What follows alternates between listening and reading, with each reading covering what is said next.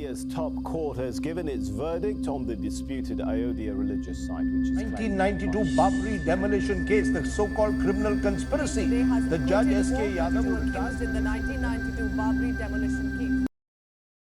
If there is one recurring subject about India today, it is about the country's relationship with its Muslim citizens. But the truth is, the treatment of Muslims in India has remained violent and discriminatory since 1947 itself. And if there is one moment that encompasses the length and breadth of India's treatment of its Muslims, it is the demolition of the Babri Masjid. The Babri Masjid was built in the late 1520s on the orders of the Mughal Emperor Babur. Nearly 3 centuries later, the mosque and its historical existence became a focal point of contention in the country and a defining contender to India's secular fabric. So as far as historians are concerned, their record is a straight one. It's quite clear that Babri Masjid had 2 inscriptions, not 3. It's quite clear that Babri Masjid had 2 inscriptions, not 3. It's quite clear that Babri Masjid had 2 inscriptions, not 3. In neither inscription was it said that any temple was destroyed, because when Muslims built mosque on temple sites, they usually proclaim the fact, unfortunately. But in this case, there is not the slightest mention. The disputes begin with a plea in a court of law. A Hindu priest seeks the permission of the Faizabad district court to set up a canopy outside the mosque. The plea is dismissed. The dispute in terms of legal debate started in 19th century. There were 3 suits filed. In all the 3 suits, the Muslim claim was accepted.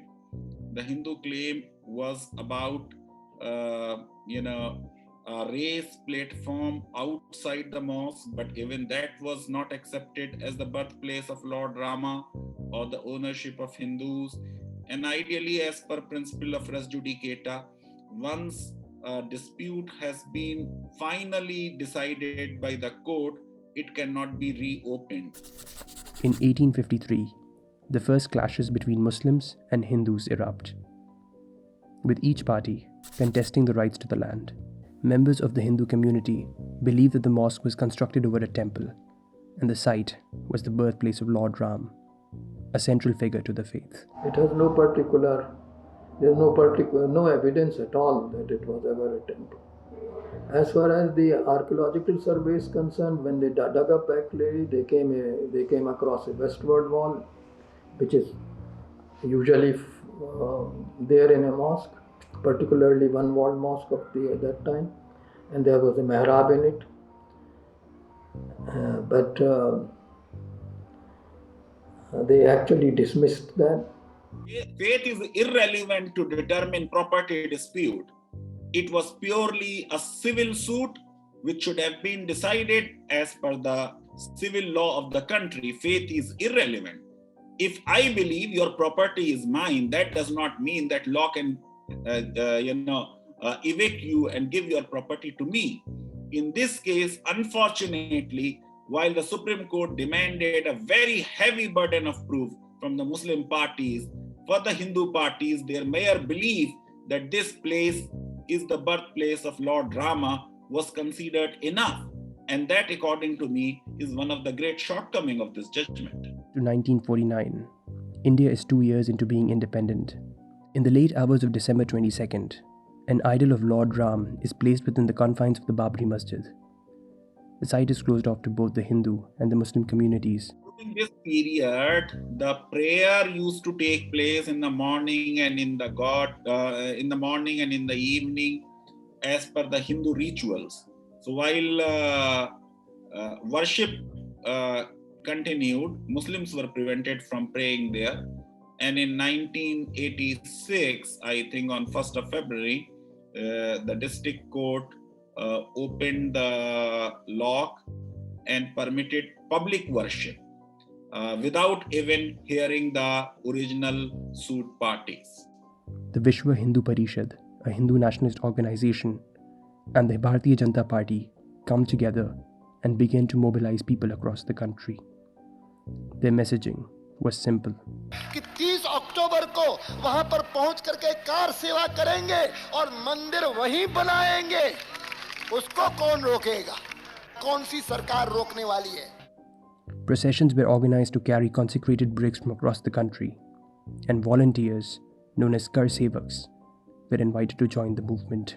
The whole issue was nationalized, and then suddenly in 1989, some people go to the court on behalf of Lord Rama himself, and they enter as a party. In 1990, the first of the kar sevaks arrived in Ayodhya, only to be turned away when the police opened fire. In response, the BJP withdrew political support to the government in power. Babri Masjid agitation gave them considerable position in UP. They were almost nothing in UP. Now they run the government. L.K. Advani, the then president of the party, began to lead what he called the Rath Yatra. On December 6, 1992, when the Rath Yatra finally arrived in Ayodhya, a carnage unleashed. Here you had a democracy in a broad daylight, in spite of all the promises which the Chief Minister of UP, Kalyan Singh, has made to the Supreme Court. People were asking Supreme Court, Attorney General was asking Supreme Court to do something, but even Supreme Court did not do enough. And thereafter Supreme Court said, oh, we misread the situation. It's terrible to see a place of worship coming down, be it of your religion or any other religion. Armed with axes and hammers, under the supervision of prominent political leaders, the volunteers known as kar sevaks leveled the structure.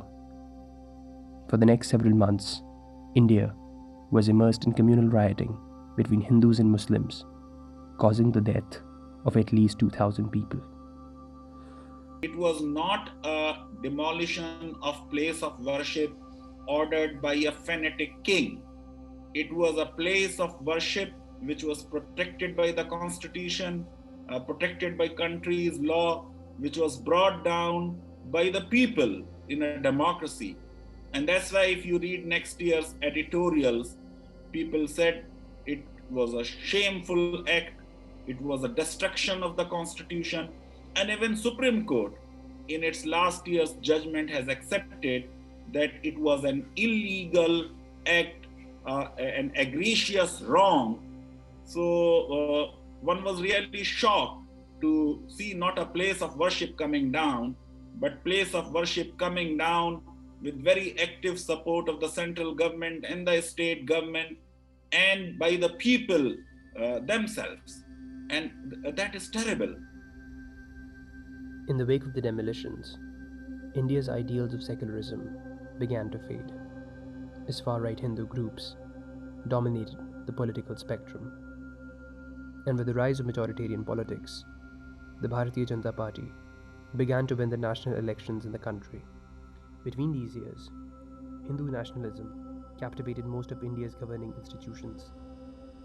Babri Masjid is not that disappointing as the CBI court judgment, because in Babri Masjid almost all the arguments which Muslim parties were making were accepted, except that in the final conclusion the land was not given to them. But here was a case where we all witnessed on the TV that a mosque was brought down, that people who were on the stage, they were rejoicing each other, embracing each other, distributing sweet, provocative slogans were raised, and therefore I think it was open and shut case.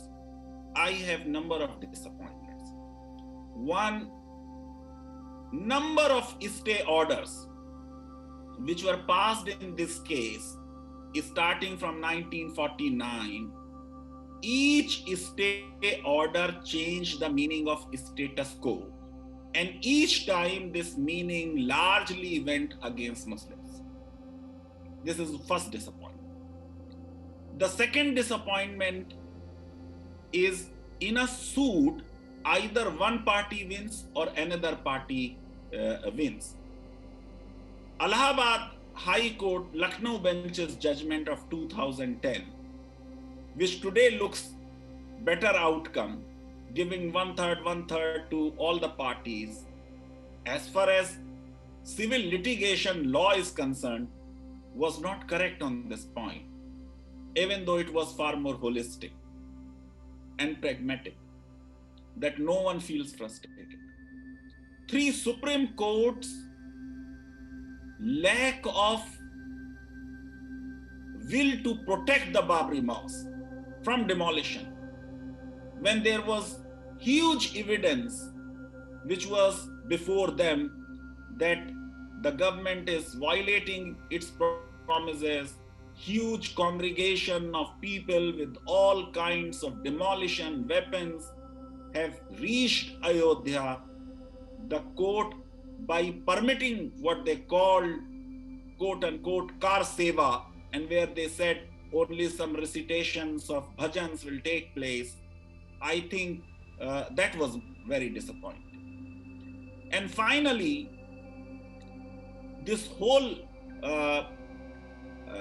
finding of the court that Muslims could not prove the possession of the mosque and that prayers were held here from 1528 to 1856 is hugely problematic and hugely disappointing, because this was a period when you had a Muslim rule. Now, if Muslim rulers were there both in Delhi as well as in Awadh, you had such a prominent mosque. How come in this mosque people were not praying? When you have a grant by the British saying for the maintenance of mosque, and they record that this being given in continuance of earlier system. So you have a paper of royal grant, you have inscriptions which clearly mention that the mosque was constructed at the orders of Mughal Emperor Babur by Mir Baqi. This is disappointing. When you have differential of burden of proof, asking one party to discharge heavier burden and other party to get away by faith, it is hugely disappointing and frustrating for me as a legal academic. Because what really happens, that such cases have long-term implications on the impartiality of the justice system.